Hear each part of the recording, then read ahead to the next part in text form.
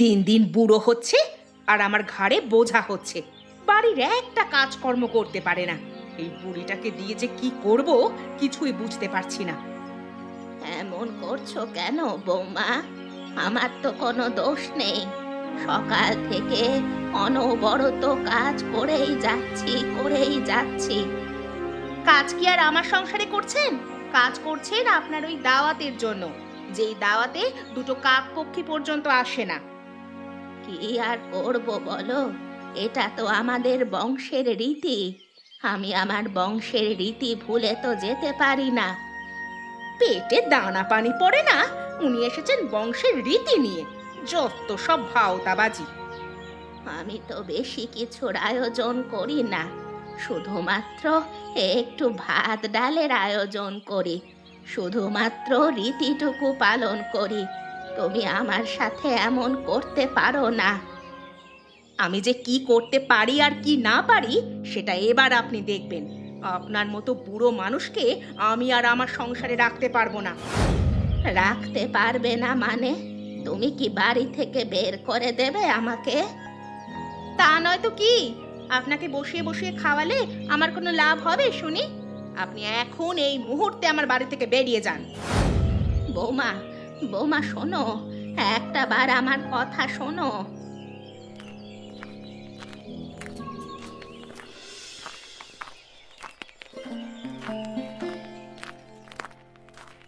কি হলো বুড়ি?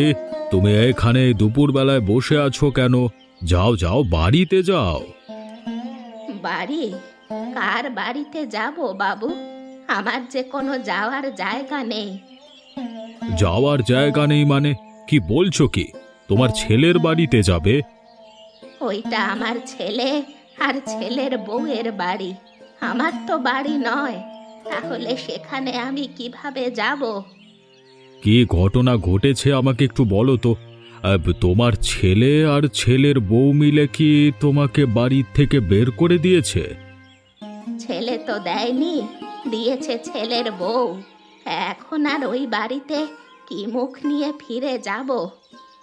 শুধু শুধু তোমাকে তোমার ছেলের বউ বাড়ি থেকে বের করে দিল কেন? এটা তো অন্যায় কাজ। কত কাজই তো অন্যায় থাকে, কিন্তু সেই অন্যায়ের বিচারই বা কে করে? আপনারা তো জানেন আমি বছরের একটা দিনে রান্নার দাওয়াত করি। সেই রান্নার দাওয়াতই কাল হলো আমার। সবটাই বুঝতে পারছি আমি। তোমার ছেলে আর ছেলের বউ চায় না তুমি এ ধরনের দাওয়াত করো। সেই জন্যই তো আমার জায়গা হয়েছে এই পথের ধারে। আমি কি করব? আমার বংশের রীতি। যাই হোক, তোমাকে তো আর এইভাবে রাস্তার ধারে পড়ে থাকতে দেখতে পারি না। আমার একটা ঝুপড়ি ঘর আছে, তুমি না হয় সেখানেই থাকো। তাহলে আমার বড্ড উপকার হয় বাবু। আমি বুড়ো মানুষ, ওই ঝুপড়ি ঘরেই কাটিয়ে দিতে পারবো।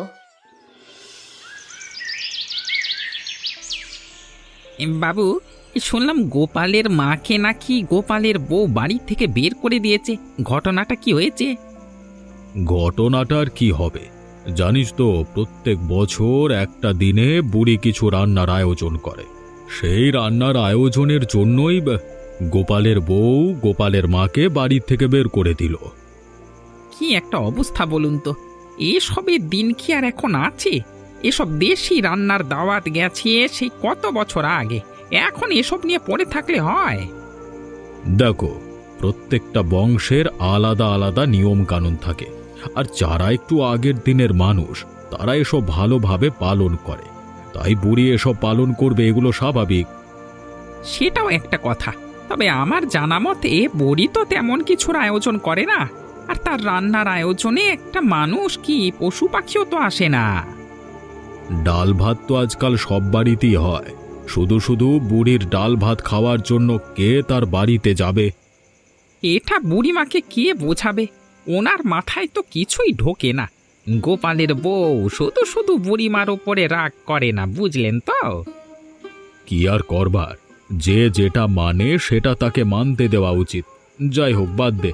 আমি অবশ্য বুড়িকে একটা আশ্রয় দিয়েছি। এবার দেখবেন আপনার আশ্রয়স্থলে বসেও এই বুড়ি দেশি রান্নার আয়োজন করছি। তা যা বলেছিস, যদি বুড়ি আয়োজন করতে পারে তবে আর আমাদের কি সমস্যা? সে যা করে তার মন মতো তাকে করতে দেওয়া উচিত বলে আমি মনে করি।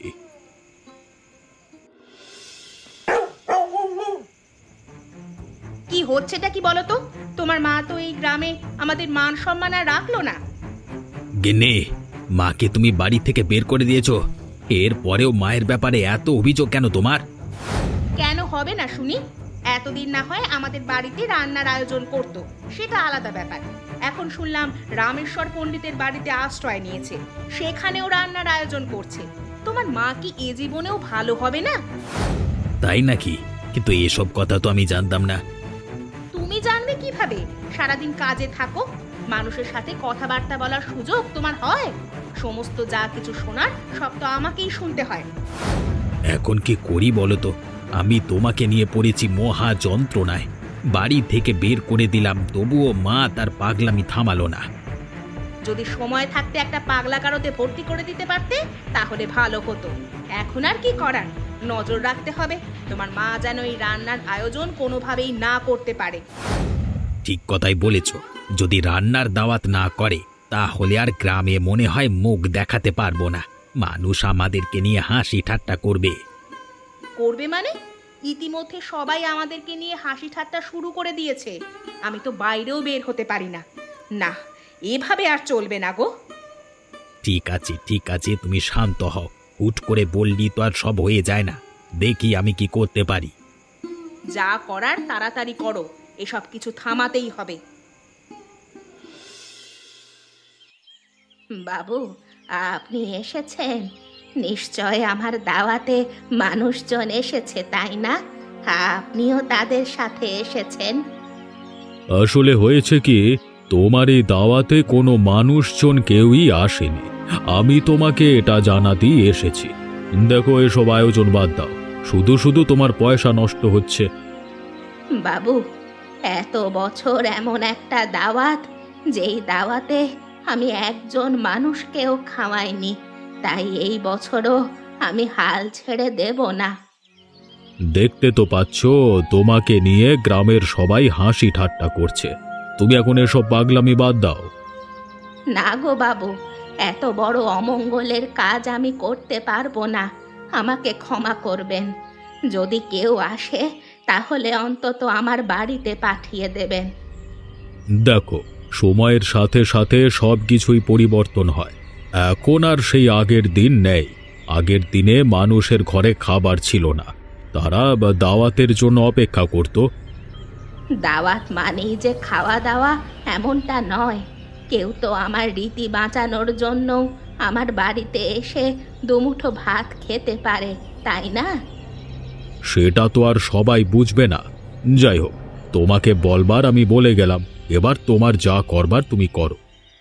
ঠিক আছে বাবু, আপনি যে আমাকে আশ্রয় দিয়েছেন এটাই অনেক কিছু আমার কাছে। আপনার কাছে শুধুমাত্র আমার এটুকুই অনুরোধ, কেউ যদি অভুক্ত অবস্থায় থাকে তাহলে দয়া করে আমার বাড়িতে পাঠিয়ে দেবেন। আমি প্রতিদিন আয়োজনের ব্যবস্থা করব, যতদিন না পর্যন্ত আমার রীতি পালন হচ্ছে। ঠিক আছে, আমি তোমাকে কথা দিলাম, কেউ যদি অভুক্ত অবস্থায় থাকে তাহলে তোমার বাড়িতেই আমি পাঠিয়ে দেব।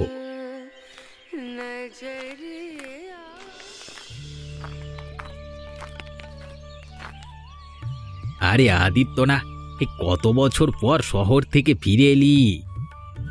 গত বছর? দাদা, গত বছরও তো গ্রামে ঘুরে গেলাম, 1 বছর হলো শহরে আছি। ও যাই হোক, এখন তো আর গ্রামে তোকে ভালোভাবে দেখা যায় না, তাই বললাম আর কি। তা এবার আবার গ্রামে কি মনে করে? আর শহরে থাকবো না গো, এবার থেকে ভেবেছি গ্রামেই থাকবো, গ্রামেই কিছু করবার চেষ্টা করব। ও মা, কেন? তখন না বললি শহরে ভালো ভালো কাজ আছে, ভালো পয়সা পাওয়া যায়। কত করে বললাম গ্রামে থাক, গ্রামে থেকেই চাষবাস কর, ভালো হবে। সব সময় তো আর পরিস্থিতি একরকম থাকে না। আগে শহরের পরিস্থিতি ভালো ছিল, কিন্তু এখন যেখানে কাজ করি সেখানে পরিস্থিতি ভালো নয়। কি করব আর? তার মানে শেষমেশ ব্যর্থ হয়ে সেই গ্রামেই ফিরে এলি? শহরের বাবু হতে গিয়েছিলিস না, এখন দেখলি তো কি হাল হলো। এভাবে কথা বলছো কেন দাদা? আমার কি গ্রামে আসবার অধিকার নেই? শত হলেও এই গ্রামের ছেলে আমি। রেগে যাচ্ছিস কেন? এই ব্যর্থ মানুষের এই একটা স্বভাব, কোনো কিছু নিয়ে কথা বললেই তারা রেগে যায়। এখান থেকে যাও তো দাদা, কিছু মনে করো না। তোমার কথা এখন আমার একদম ভালো লাগছে না। পরে তোমার সাথে দেখা করে কথা বলবো, ঠিক আছে? যাও যাও, গ্রামের মধ্যে যাও, দেখবে গ্রামের মানুষের আরো কত বড় বড় কথা শুনতে পাবে তুমি।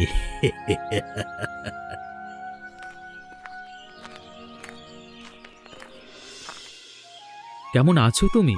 কতদিন তোমার খোঁজ খবর নিতে পারিনি। ভাবলাম একসাথে গ্রামে এসেই তোমার খোঁজ খবর নেব। আমি কেমন আছি সেটা দিয়ে তোমার কাজ কি? তাছাড়া খবর নিতে এসেছই বা কেন? আরও কয়েকটা দিন পরে আসতে পারতে। নিশ্চয়ই তুমি আমার সাথে অভিমান করে আছো, তাই তো? অভিমান করো না। এবার আর আমি শহরে যাব না, গ্রামে থেকেই কোনো কিছু করবার চেষ্টা করব। তারপর তোমাকে বিয়ে করে বউ বানিয়ে ঘরে নিয়ে আসব। রাখো তোমার মিষ্টি মিষ্টি কথা। আর কতদিন এমন ধরনের কথা বলবে বলো তো? সেই কয়েক বছর ধরে এই একই কথা শুনে আসছে তোমার মুখে। রাগ করো না, বলছি তো এবার আর শহরে যাব না। এবার থেকে গ্রামেই তোমার সাথে থাকব, তুমি দেখে নিও। তুমি গ্রামে থাকো আর শহরে থাকো, যেখানেই থাকো না কেন, তোমার সাথে আমার আর থাকা হবে না। থাকা হবে না মানে? এটা আবার কেমন কথা? কি হয়েছে বলো তো? কি আর হবে, আমি তোমার সাথে থাকতে পারবো না। তোমার সাথে আমার ভবিষ্যৎ বলতে কিছুই নেই। কিছুই নেই মানে? আমি গ্রামে এসেছি, গ্রামে কোনো কাজ অবশ্যই খুঁজে নেব। তারপর তুমি আমি সুখের সংসার করব। যেখানে আমার হাতে ভালো ভালো প্রস্তাব আছে, ভালো জীবন কাটানোর সুযোগ আছে, সেখানে তোমার সঙ্গে শুধু শুধু দুঃখের জীবন কাটাবো কেন আমি? এসব কি কথা বলছো তুমি? আমি ঠিক কথাই বলছি। বাবা আমার বিয়ে ঠিক করেছে। ছেলেটা শহরে ভালো চাকরি করে। আমি সেখানেই বিয়ে করব ভেবেছি। তোমার সাথে থেকে আমার কোনো লাভ নেই। আজকের পর থেকে তুমি আমার সাথে আর কোনো যোগাযোগ করার চেষ্টা করো না।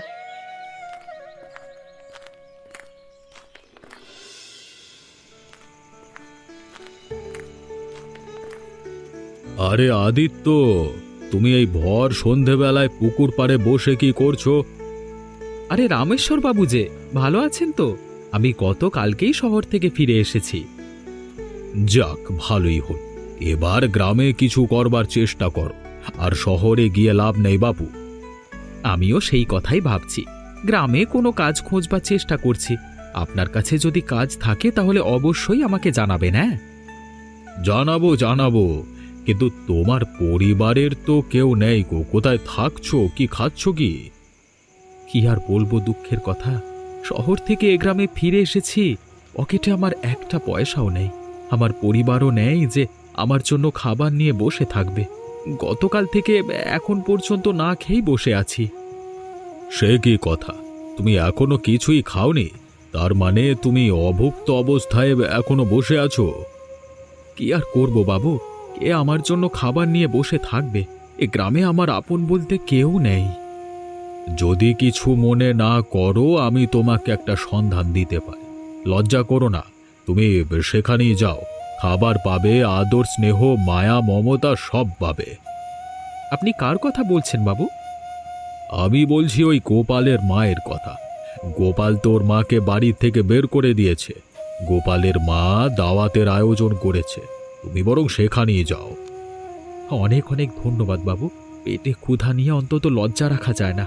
আমি এখনই সেখানে যাচ্ছি।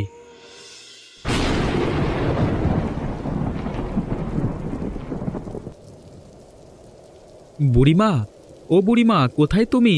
দরজাটা একটু খুলবে? আমাকে একটু আশ্রয় দাও, আমি তোমার কাছে এসেছি। কে গো বাবা তুমি? এত রাতে এই ঝড় বাদলের সময় আমার বাড়িতে কি করছো? তোমাকে তো ঠিক চিনতে পারলাম না। কি বলছো বুড়িমা? তুমি আমাকে ভুলে গেলে? আমি তো আদিত্য, এবার মনে পড়েছে তো?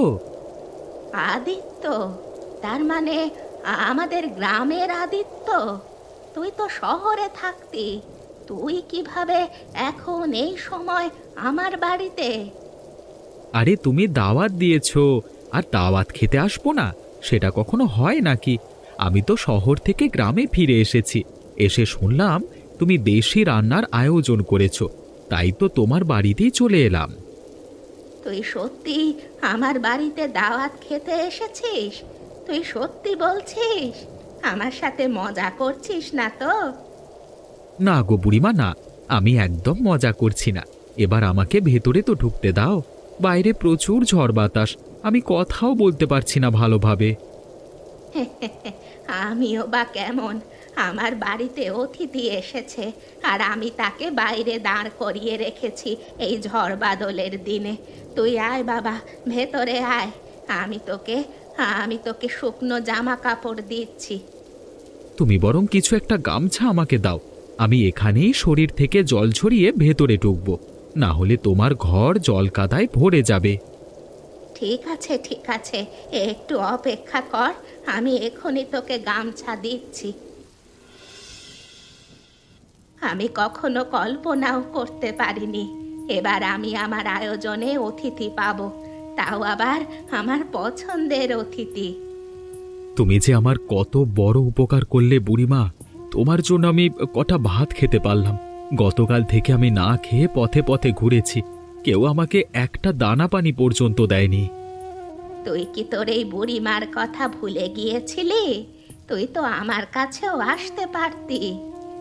তোমার কাছে কিভাবে যাব বুড়িমা? তোমার অবস্থা সম্পর্কে আমি তো জানতাম না। তাছাড়া গোপাল দাদার সাথে দেখা হওয়ার পর গোপাল দাদা এমনিতেই আমাকে অনেক অপমান করেছে। ওই ছেলের কথা আর কি বলবো, পেটে একটা কুলাঙ্গার ধরেছিলাম, আর সেই কুলাঙ্গারকে আমি জন্ম দিয়েছি। জন্মের পর যদি গলা টিপে মেরে ফেলতাম, তাহলে আর আজকের দিনটা দেখতে হতো না আমাকে। বুড়িমা, আমি এখন থেকে গ্রামেই কাজবাজ করব, তোমার সাথেই থাকব। আমি তোমার দায়িত্ব নেব, তুমি আর আমি একসাথে দিন কাটিয়ে দিতে পারবো। তোর মতো ছেলে যেন প্রতিটা ঘরে ঘরে জন্ম নেয়। আমার ছেলে যদি তোর মতো হতো, কতই না ভালো হতো। তোকে আমি মন ভরে আশীর্বাদ করি, তুই জীবনে অনেক সফল হবি। আশীর্বাদ করো বুড়িমা, তুমি যত দিন বাঁচবে তুমি যেন আমার সাথেই থাকতে পারো। আমি তোমাকে কোনো দিন ফেলে দেব না। আমার তো মা নেই, তুমিই আমার মা এখন থেকে। আজকে আমার আর কোনো কষ্ট নেই। গ্রামের মানুষ কত হাসি ঠাট্টা করেছে আমাকে নিয়ে, অথচ তুই আমার ঘরে এসে আমার পান্তা ভাত খেয়ে আমার রীতি পালন করেছিস।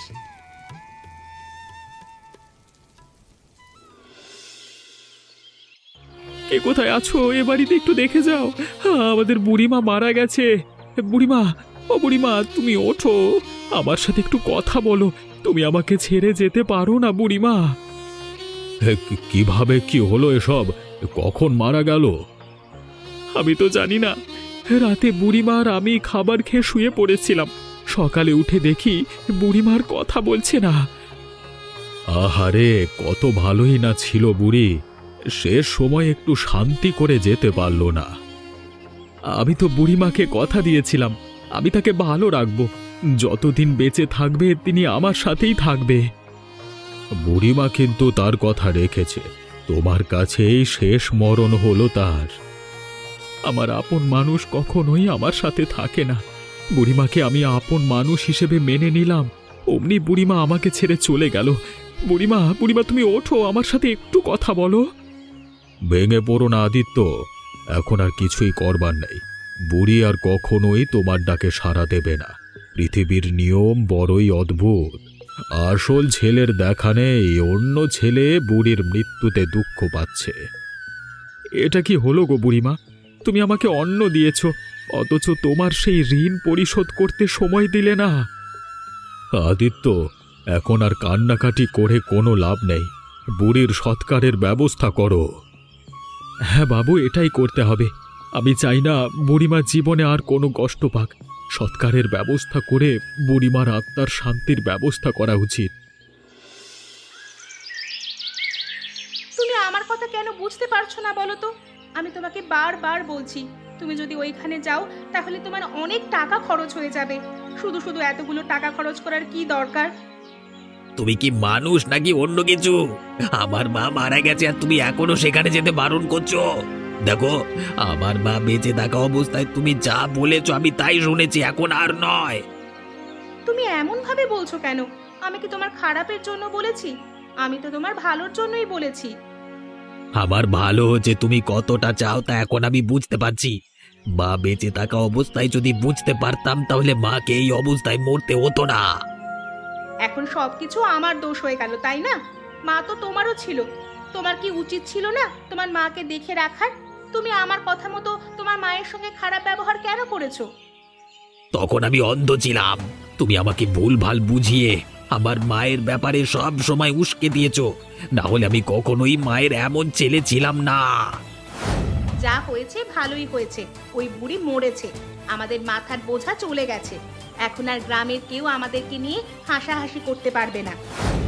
অনেক হয়েছে।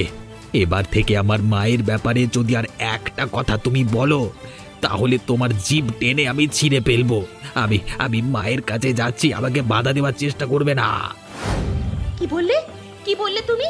তুমি তুমি এত বড় কথা আমাকে বলতে পারলে? আমি করব না আর তোমার সঙ্গে সংসার। না করলে এখনই আমার বাড়ির থেকে বিদে হও। ফিরে এসে যেন তোমার মুখ আমি না দেখি।